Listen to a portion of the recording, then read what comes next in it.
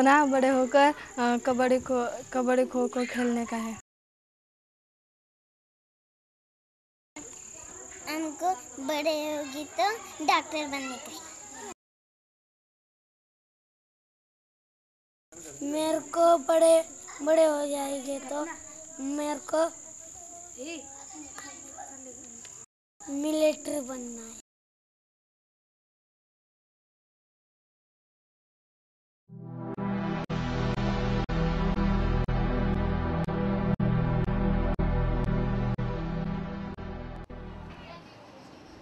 किसी भी आम गलियों से दिखती ये गलियां आम नहीं हैं और ना यहाँ रहने वालों की ज़िंदगी आम है। ये गलियां पुणे के बुधवार पेट की हैं। यहाँ 5000 से ज़्यादा वेश्याएं हैं।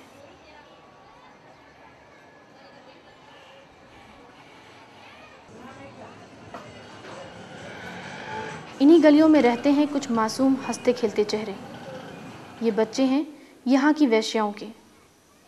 ऐसे माहौल में रहते हुए भी इनके सपने हैं खिलाड़ी, डॉक्टर और सिपाही बनने के। पर क्या इस माहौल में इनके सपने सच हो पाएंगे?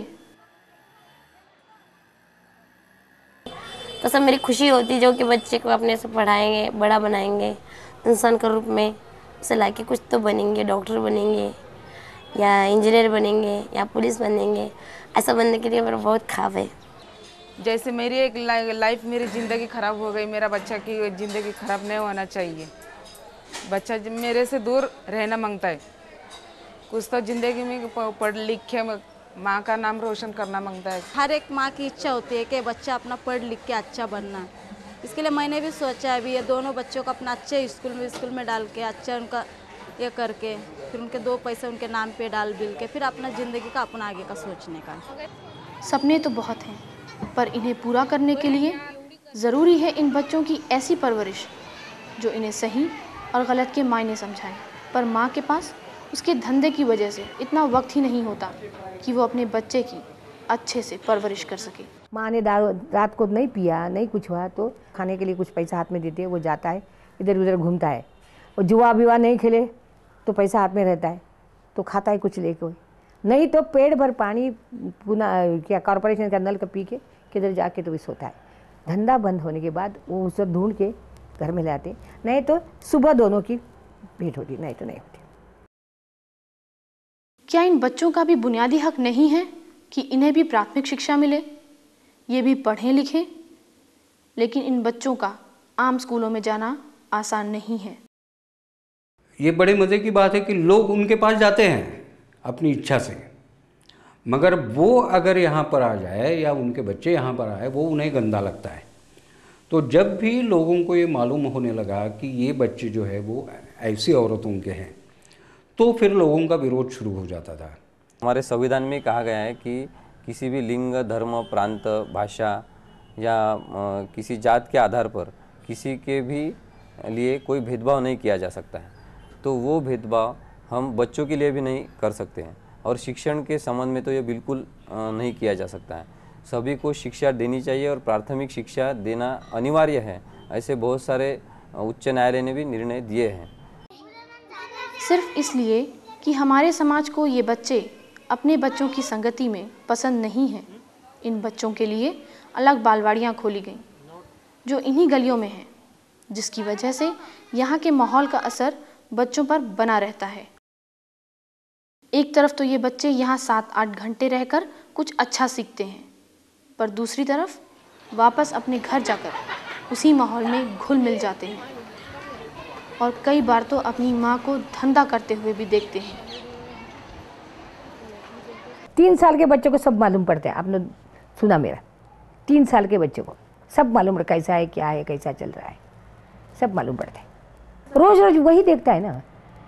अब जब भी छुपा छुपा चलता है तो पर्दा ऊपर लेके अंदर जाके देखता है बच्चा, मालूम है आपको। उसको किधर अच्छी तरह से नहीं रखा ना तो आप अंदर जाके देखता है ना वो। नहीं तो ये दरवाजे को फिर फेरे रहती है ना जगह देखने के, उससे वो देखता है अंदर।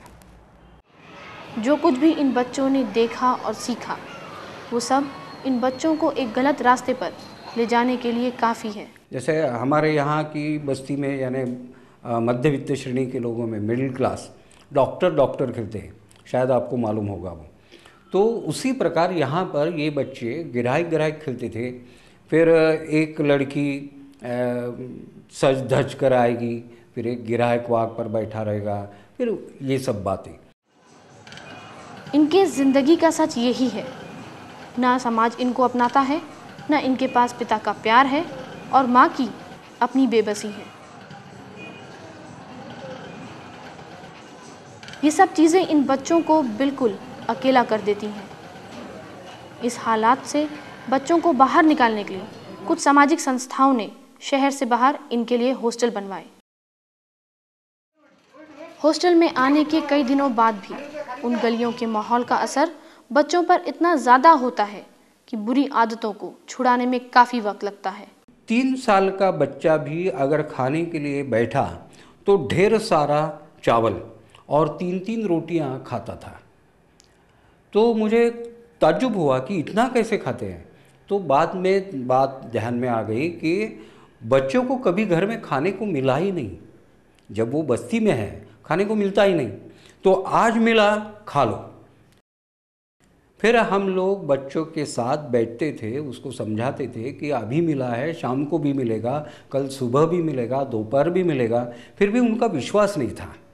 फिर धीरे धीरे 8-10 दिन बच्चों के साथ बैठकर जब उन्हें हम लोगों ने ये समझा है कि नहीं, तुम्हें बार बार खाना मिलेगा, चिंता मत करो, मगर एक ही समय इतना सब मत खाओ, हजम नहीं होगा।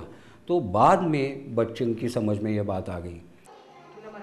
क्या उनकी आदत ही अच्छी नहीं ना, उधर सारी घूमने का, एक जगह नहीं बैठने का और गाली देने का, ये थोड़ा शुरू में रहता है।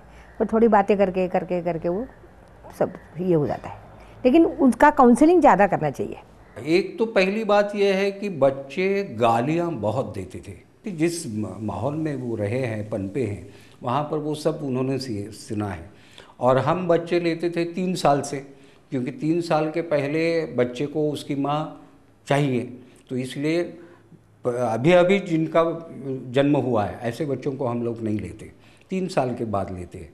मगर 3 साल तक बच्चा वहाँ जो कुछ भी आसपास कानून पर पड़ता है उसे स्वीकार करता है और वो ही उनकी जीभ पर रहता है। तो इसलिए गालियाँ ये पहली मुसीबत। दूसरी मुसीबत है कि बच्चे आपस में लड़ते थे। वैसे सभी जगह के बच्चे लड़ते हैं, मगर इनको मैंने देखा कि जब ये लड़ते हैं तो ऐसा लगता है कि 2 जानवर आपस में लड़ते। इतना खून खौलता था उनका। तब ये मालूम हो गया कि ये जो है ये मनुष्य प्राणी नहीं है, बल्कि सिर्फ प्राणी है। तो यहाँ से हमें उनको डेवलप करना है। हॉस्टल में मिल रहे अपनेपन और प्यार ने इन बच्चों की जिंदगी को एक नया ही रूप दे दिया। पढ़ाई लिखाई के साथ साथ इन्हें कई हुनर सिखाए जाते हैं।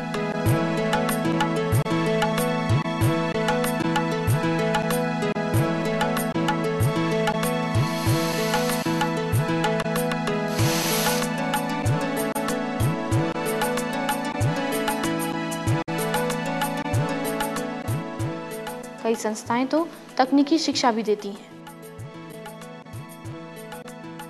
ये मौका बच्चों को उच्च शिक्षा लेने के लिए प्रेरित करता है।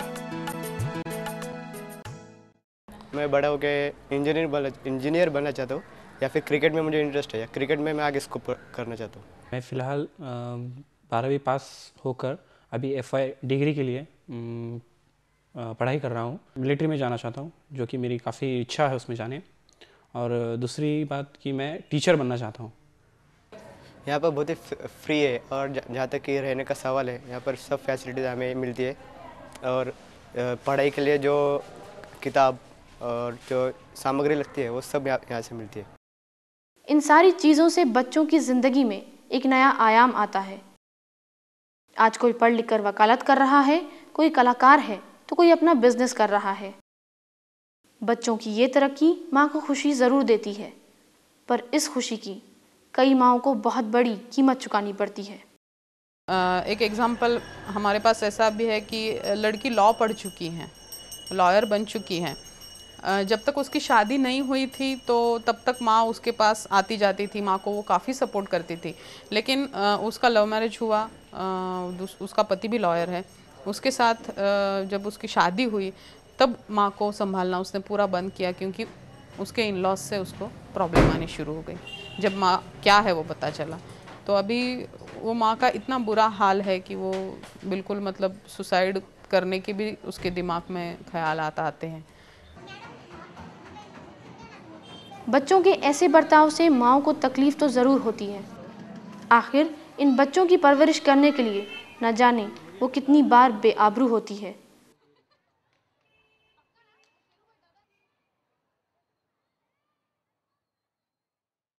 इन सब चीज़ों के जिम्मेदार हम सब हैं, क्योंकि इन बच्चों को हम अपने समाज में आने नहीं देना चाहते। सब लोग बोलते थे हमको फेंक दो इसे, हम फेंक नहीं चाहते थे। उसके बाद हमने अपने पास रख लिया उसे, अपने पालने के लिए, पोसने के लिए। मैं इसका सब कुछ हूँ बोल के मैंने खुद अपने आप को संभाल लिया।